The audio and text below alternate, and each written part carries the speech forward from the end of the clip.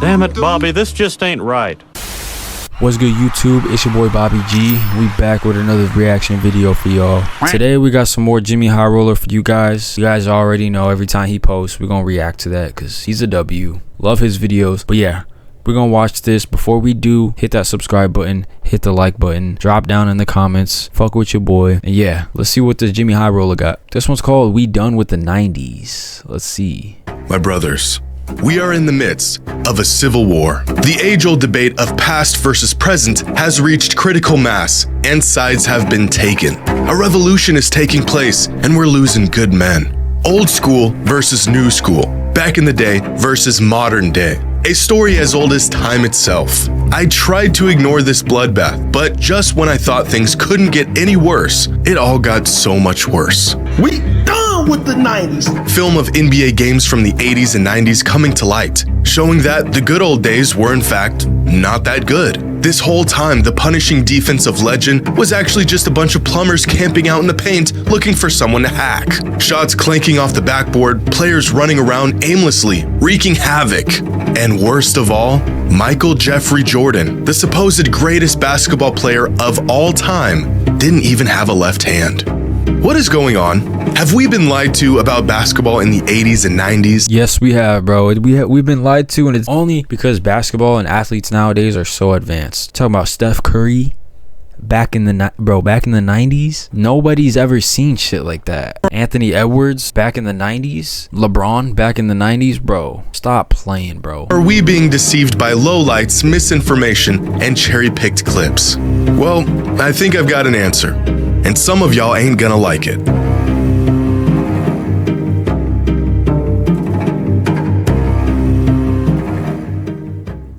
Today's video is sponsored, and none of those things managed to do what these 5 simple words have done in just a week. Soon enough, the clips came rolling in of players from that era dribbling off their feet, throwing up air balls, and putting together moves that you might see at your local high school's JV game.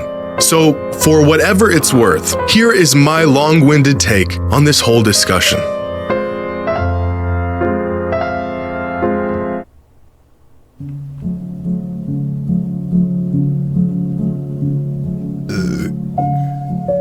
I want to begin by saying what this discourse has taught me more than anything else is that NBA fans today never actually took the time to go back and watch games of the past. Brothers, I have been harping on this for years, begging for fans of the game, whether you are new or have been watching for years, to just go back and watch full games. Not highlights, not clips, full-length games of eras from the past. And after seeing this discussion devolve into where it is today, it is clear to me that most people never take the time. I'm seeing countless fans have this sort of... I mean, to be fair though, maybe one day we'll sit down to do that, but literally nobody has the time to do that, bro. I get what he's saying, but deadass nobody got time for that. Which was buried or lost, and it's finally being unearthed for the world to see. It's been right here on YouTube for the past 15 years. You mean to tell me the same fans who chime in with a full-blown thesis on the GOAT debate never spared the time to even watch the games they were referring to? I guess that does explain a lot. Now, I'd like to think I'm somewhere in the middle on this that does explain a lot of misinformation. Whole discussion. I have said on multiple occasions that players in today's NBA are simply more skilled than players of the past, which has resulted in bigger stat lines and higher point totals than ever before. It's not the defense that has gotten worse, it's the offense that has gotten better. You know, that whole spiel. But I also have an appreciation for the greats that came before and how incredible some players of past eras were. In fact, I almost feel like I'm hallucinating seeing this 90s basketball slander campaign unfold in front of my eyes. It feels like everyone's perception on the age-old debate changed literally overnight. I know that's not the case, but after seeing all of this play out, it sure feels that way. But today, I'm not just going to show you some cherry-picked clips or unhinge this narrative even further. I'm going to show you real film, real data, and proof. Hey, Marbury played on the Suns, right? Of how we might actually be done with the 80s and 90s. And of course, if Michael Jordan really had no left hand. Spoiler, he did.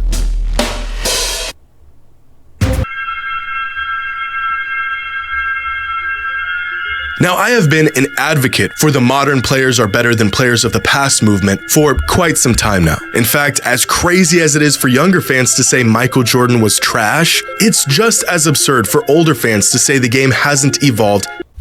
All right, let's not get too ahead of ourselves. MJ would not be Jaylen Brown in today's game. Come on. And gotten better over the last 30 years. Because that's all this debate really is. Young fans versus old fans, or fans that watched this versus fans that are watching this. But objectively, players today are much better than they were in the 80s and even the 90s. Specifically, the lower end of the talent pool in the NBA today is vastly better than it was in the past. I think great players would be great in any era, but with the spacing... That is low-key facts, bro. That is low-key facts. Now more than ever, you're seeing niggas come off the bench and just go absolutely absurd, bro. Dropping 30, I'm talking like 40, like just niggas off the bench too. You know what I mean? You didn't really usually see shit like that back in the day. The shot making, the emphasis on offense as opposed to defense has made the depth across the NBA today just way ahead of where it was in the 80s and the 90s. There was, without exaggeration, guys in the NBA throughout the 80s and 90s that were on NBA rosters just to accumulate fouls and sit in the paint and be big. Some of these players were offensively inept, and that was okay because their role was not to create offense. But in today's NBA, where offense reigns supreme, there is no room for these players. Now, you could and should go back and watch film of games, not highlights, from this era. Nigga, if you cannot shoot the three, nigga, go somewhere else, bro. Go play at the goddamn fucking eSport or fitness center, bro, because you cannot be in the NBA if you cannot stroke the three. And see just how limited the skill sets of some of these players were. The shot making, for the most part, was limited to set jumpers, slashers coming downhill for layups, and big men trying to muscle their way to a bucket down low in the midst of what appears to be a wrestling match. Catch a player off guard with the double team, and they immediately pick up their dribble. Simple things like guards turning their back to the basket 20 feet out instead of creating space off the dribble. Even players looking down at the ball while trying to get out on a fast break was very common in this era. And these aren't lowlights or cherry-picked incidences. This is just what the game looked like 35 years ago. But even without film, nearly every metric suggests modern players are more capable of players in the past. Free throw percentage was worse, three-point percentage was worse, turnover percentage was higher. They used to shoot more free throws, but still ended up with far less points. Now, this is not to say that this era of hoops was trash. That's just disingenuous and flat out wrong. These were the best players in the world at the time. It was just simply not as good as what it is today. But maybe there's another layer to this that needs to be factored in to really understand why these players were not as skilled as the players of today.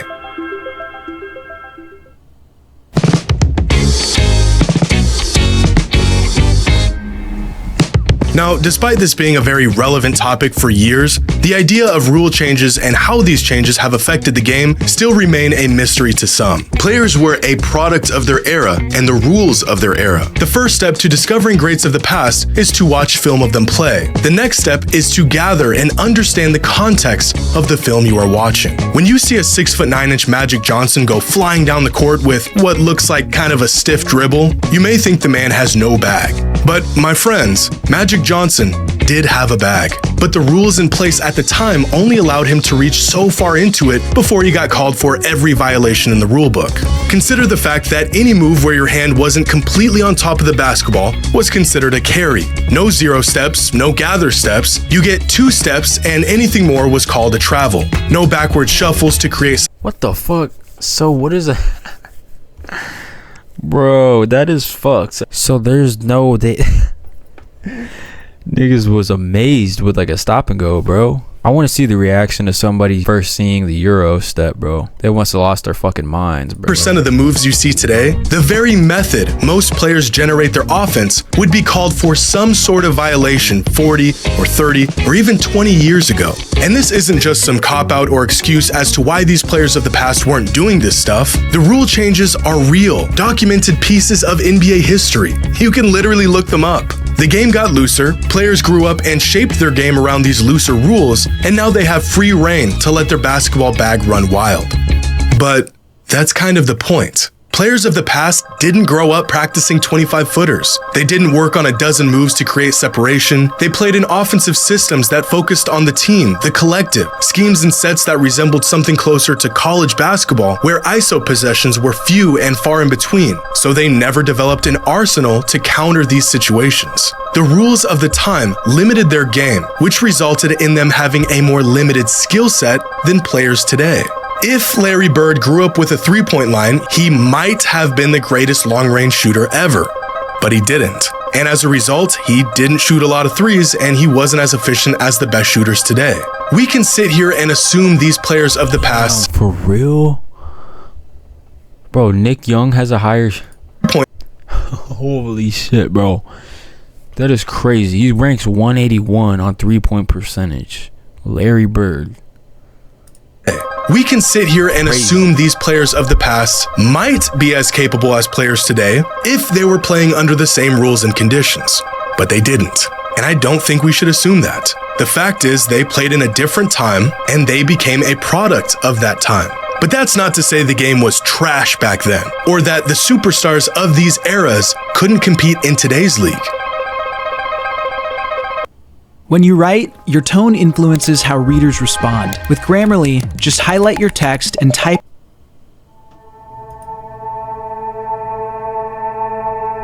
Now, as time goes by, I think it's easy to forget just how long ago 1980 was. 44 years ago, if my math is correct, which is in fact a very long time ago. In 1985, Magic Johnson won an NBA title, Larry Bird won the league MVP, and Michael Jordan won Rookie of the Year. That was 39 years ago from today, which is the same exact amount of time that has passed from that 1985 season to the year the NBA was founded in 1946. Look at these clips. Do you think these players could compete with the likes of Bird, Magic, and Jordan? Let me answer that for you. No. But take the best players of the 80s and 90s, and could they compete in today's league? Absolutely. Give these guys some credit. Watching this today is the equivalent of watching this in the 80s. And yet this product is vastly closer to the basketball we see today than this product was to what fans were witnessing in the 80s. Yeah, the margin is way smaller. Definitely.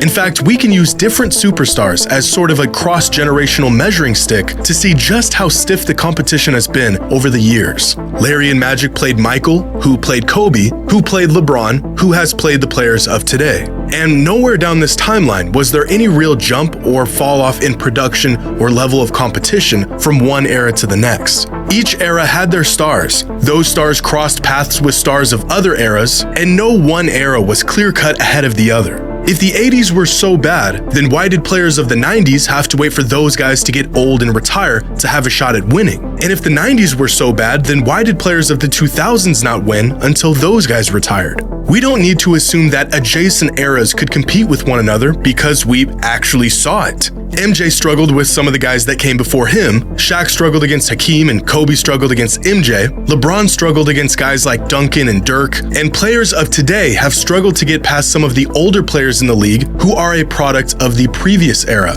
Now, what we shouldn't do is jump 3 or 4 eras at a time, ignoring entire decades of evolution and saying the game back then was better or even as good as it is today. At a certain point, the knowledge and wisdom that comes from actually witnessing decades of NBA history, like some older fans have, becomes skewed and watered down by nostalgia and a generational bias.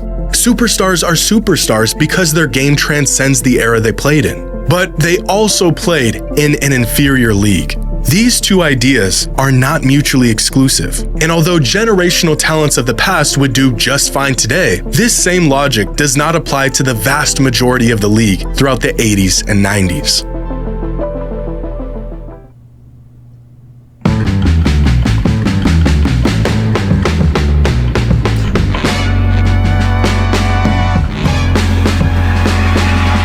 So if the Hey, don't do Shaq and Penny like that, bro. They was nice. I've seen highlights of Shaq and Penny.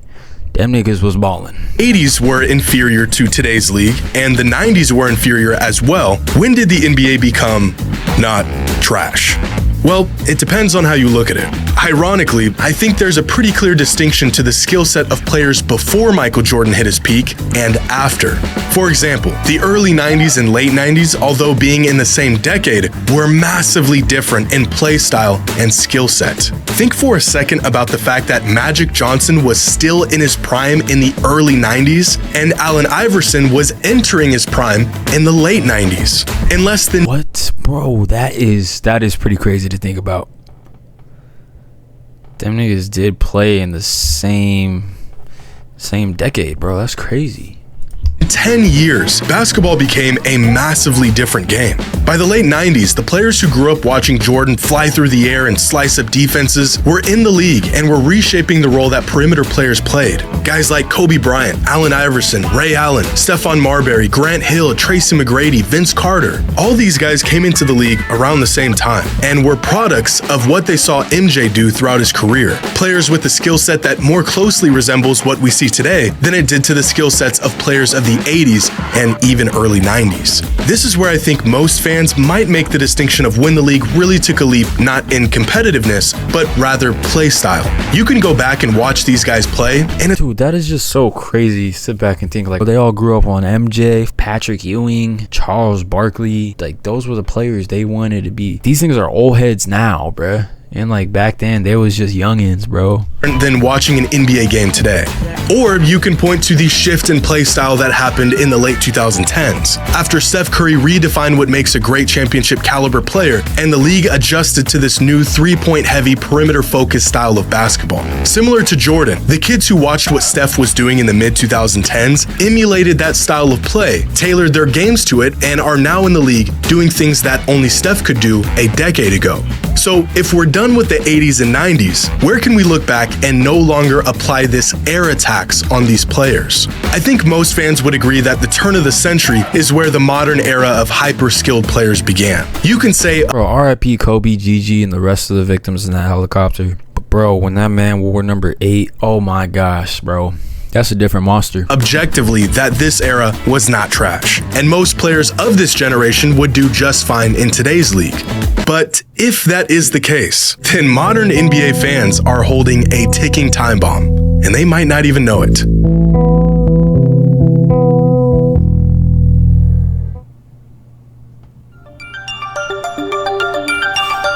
Hey, what do y'all think? Let me know in the comments. Do you guys think that Wemby is the next GOAT?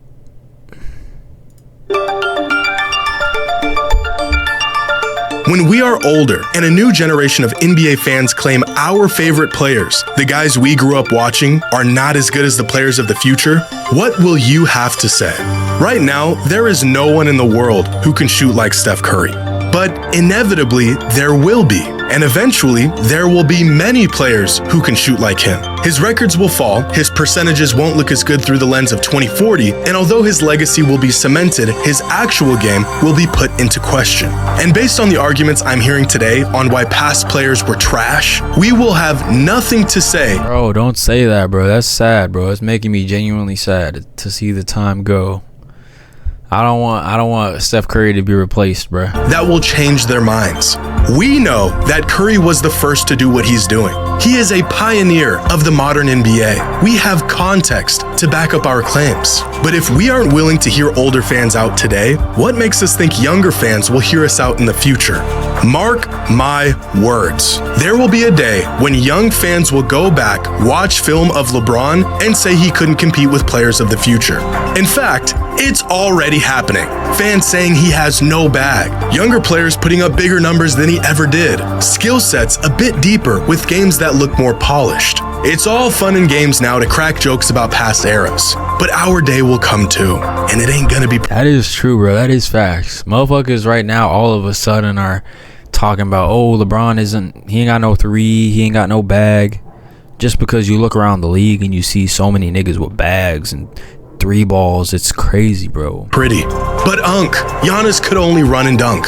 Your era was trash. Y'all had a dude who couldn't get 2 feet off the ground running the whole league. You can scramble to pull up clips and show the numbers, but their minds will already be made up. This is why I think it is so important to have genuine, thought-out discourse about the game if you're truly a fan of it.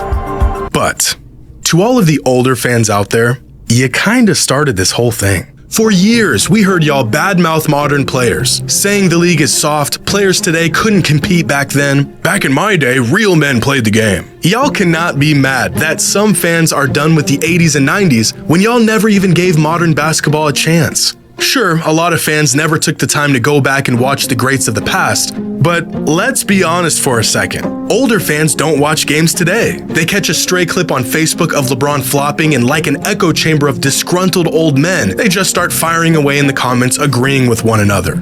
Y'all asked for this. I've been watching the NBA since the mid-2000s. Kobe, D-Wade, McGrady, Iverson, Shaq, Nash, those were my guys. But I can acknowledge those greats and say they were incredible while also acknowledging that that version of the NBA as a whole was not as refined or as good as it is today. Now, will I be able to make that distinction in 20 years when some snot-nosed brat tells me my glorious king was trash? I will never stand for that bullshit, bruh. Not on my glorious King James, my Pookie Bear. Nah, let me chill. So sure.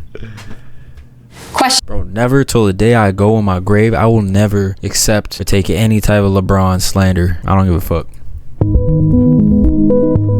It's my GOAT.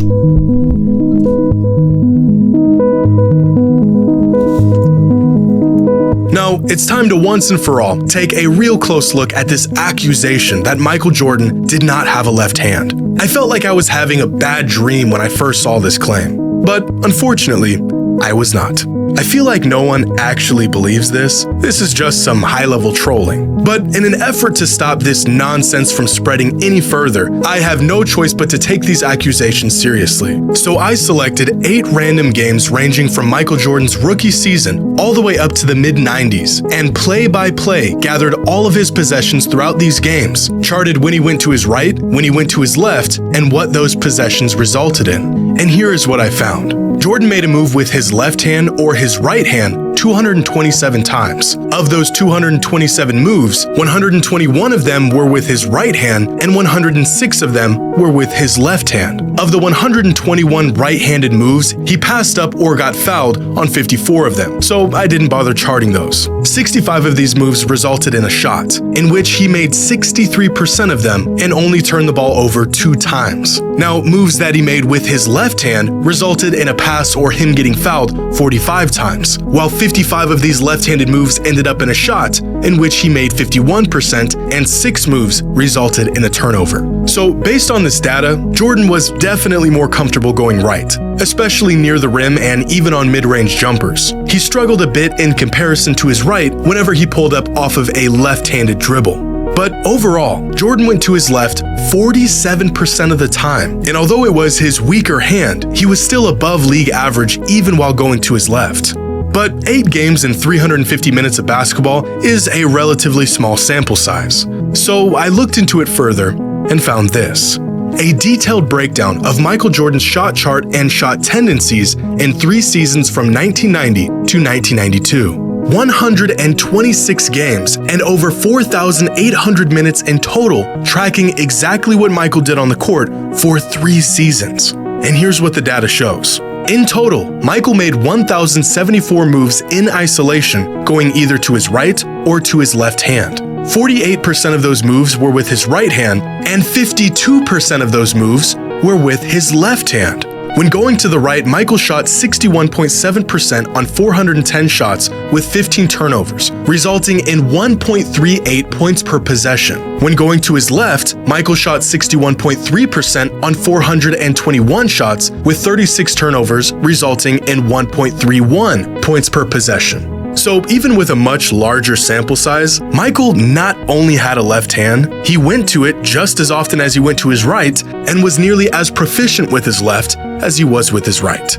Now, for some context, throughout this 3-year span, Michael made on average 4.4. Damn, bro just, I mean, I was locked in with him the whole time, but that was a lot of information, I ain't gonna lie. Left-handed isolation moves, or in this case, isolation possessions, that resulted in 1.31 points per possession. Now, here are some prolific scorers from this season and their overall tendencies and efficiency in isolation. Keep in mind, this data includes both right-handed and left-handed moves from these players. And now here is Michael Jordan with just his left hand. So, yeah. I'd say contrary to what has now become popular belief, Michael Jordan had a left hand. And I cannot believe we had to dig into the data to come to this conclusion.